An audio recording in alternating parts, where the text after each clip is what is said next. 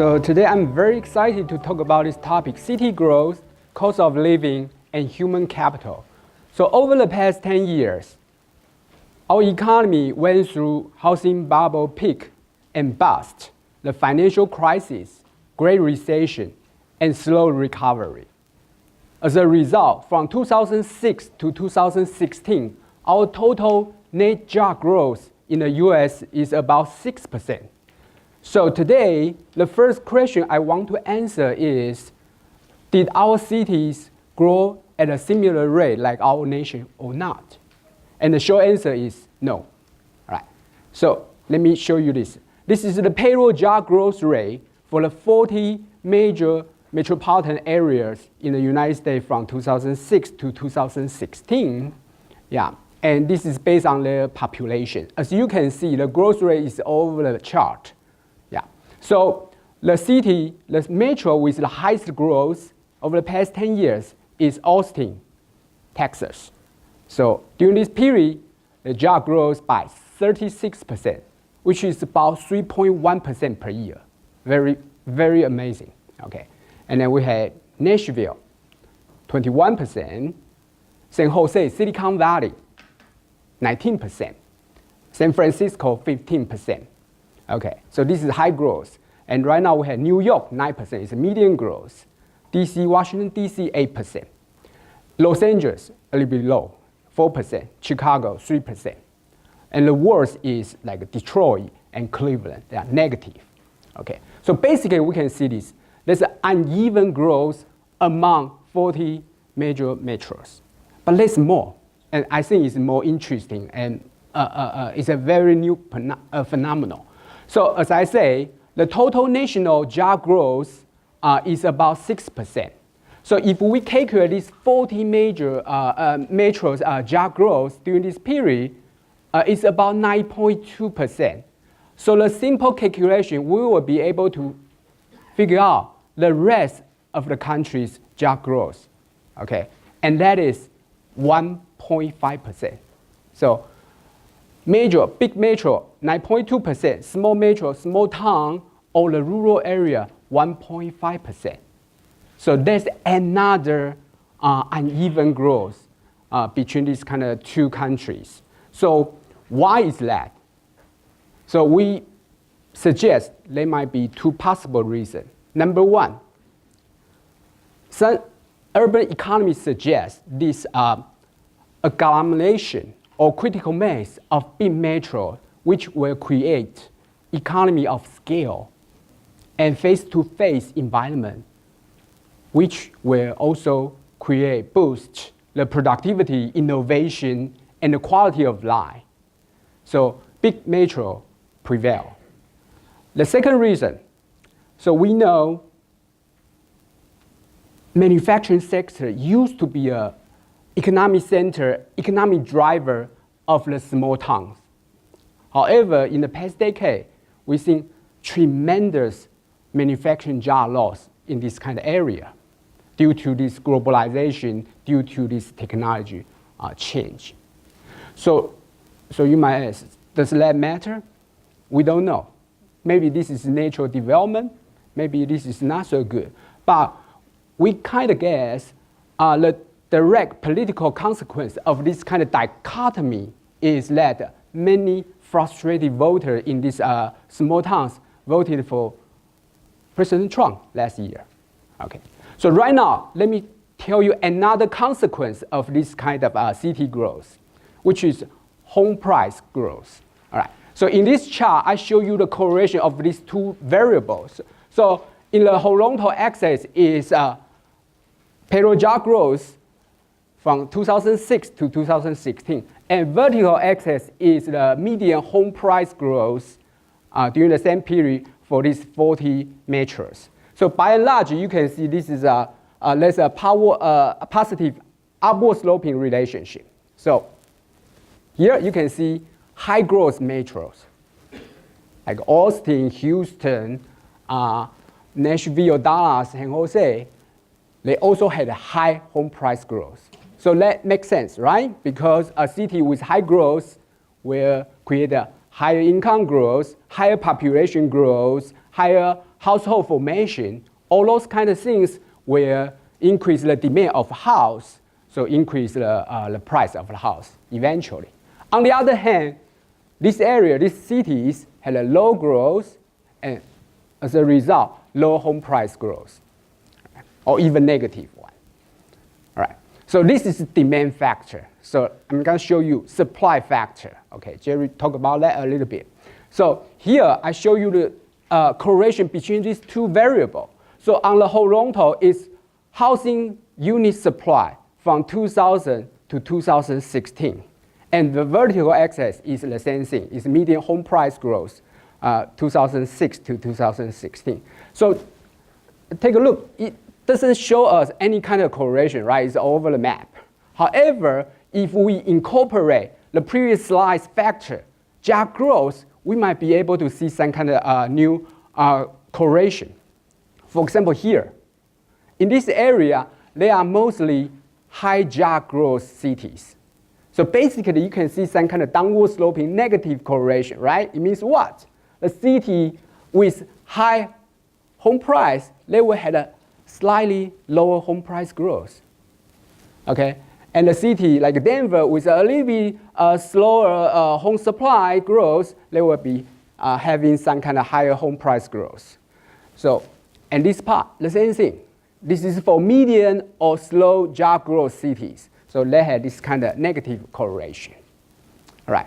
So, so if a city with this kind of continuous home price growth, eventually they will see high home price and rents. All right. So right now, there's another question I want to answer today. So high growth metros had higher income because more opportunity, but it is also facing higher, more expensive cost of living, right? So are residents living in this high growth city better off than low growth city or not in terms of their real purchasing power?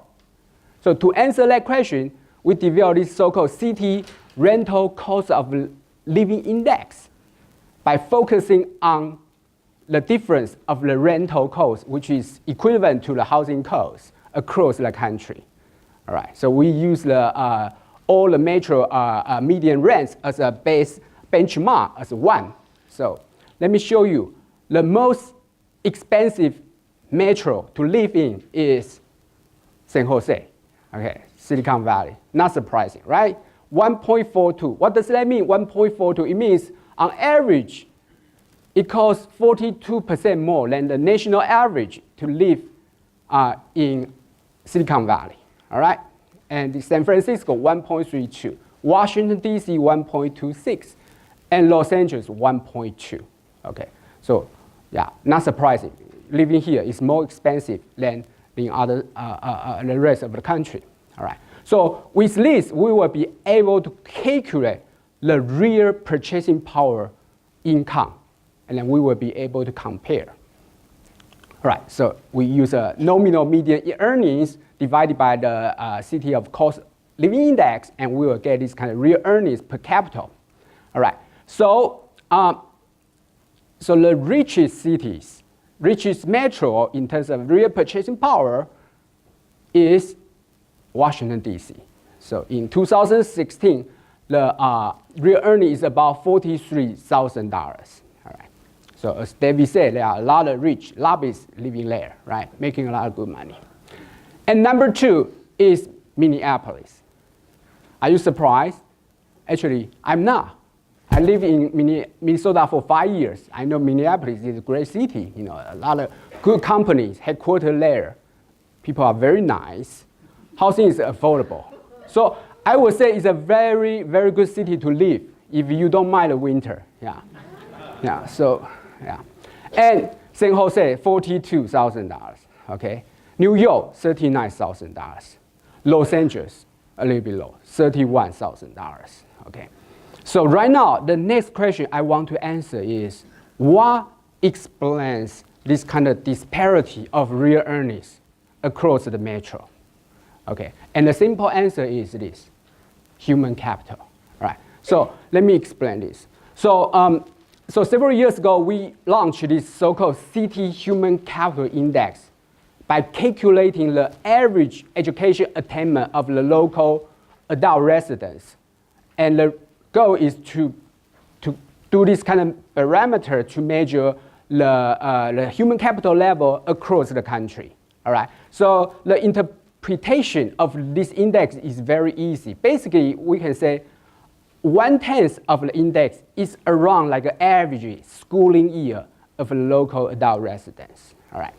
So, so basically, this is the same kind of order of the real earnings. All right. So you can see the higher earnings metro, by and large, had a higher human capital level. So the number one, the most educated metro is, again, Washington, D.C., okay, with the index 164. That means, on average, the resident over there is about 16.4 schooling year. That's a little bit above, a bachelor degree, so which is very good. And New York, 151, okay, slightly lower. And Los Angeles is lower, 142, okay. All right, so let me show you another chart, correlation to demonstrate the same thing. So in this chart, horizontal axis is a city human capital index for the metro, and vertical axis is the real earning adjusted for cost of living index. So you can see upward sloping correlation, all right. So based on our simple calculation, one additional schooling year is associated to $4,500 increase of real earnings, all right. To compare to the average earning, that's about for 12% return, annual return for education investment. So later on, we're going to talk about stock market. I would say this is better than stock market investment. So in order to create this kind of commonwealth, we should invest this in much more. All right. So another thing I want to mention, some of you might wonder why the number of Los Angeles in terms of a human capital and real earning is so low, right? This doesn't fit your perception in your neighborhood. And let me explain why. The reason is because we had a huge inequality of human capital in Los Angeles. So this is the chart. This is not a chart of wildfire, although it looks similar, yeah. Yeah, it's a chart of city human capital index by zip code, all right. So basically, the red color represents high human capital. The darker the red, it means higher the human capital. On the other hand, the blue color represents low human capital. The darker the blue, it means the lower the human capital. So basically, we can see this kind of inequality by geographic, all right. So West Los Angeles, very good, all right, very red. It's about even 180. It's like a master's degree. However, in South Los Angeles, very blue, and a lot of people living there. So the average schooling year is about 10 years, 100. Because the index is about 100. So we got this serious problem here. So we believe, in order to achieve this long-term prosperity for Los Angeles or other big metro in the United States, we have to improve their human capital by investing in the children and in the education system. All right, so conclusion here, all right, there was a wide disparity of job growth among 40 metros over the past 10 years, from Austin's 36% to Cleveland's negative 2%. All right.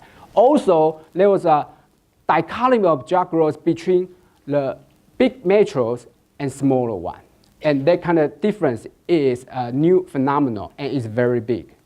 All right. Number 3, demand and supply factor. Demand is job growth, supply factor is a housing unit growth could predict home price growth. And a successful city is usually more expensive to live in. So we developed this so-called city rental cost of living index to measure this kind of real purchasing power income across metros. So we found out that the residents in metro with high human capital earn high real wage. So we believe human capital is the key to long-term shared prosperity of a city. So finally, we had a suggestion for Los Angeles, if we can focus on these two things. Number 1, enhance our education and human capital, especially for those disadvantaged children. Number two, we should try to increase the housing supply elasticity to slow down our rising cost of living. By doing so, we believe Los Angeles will be a great city in this country, in this world. Thank you.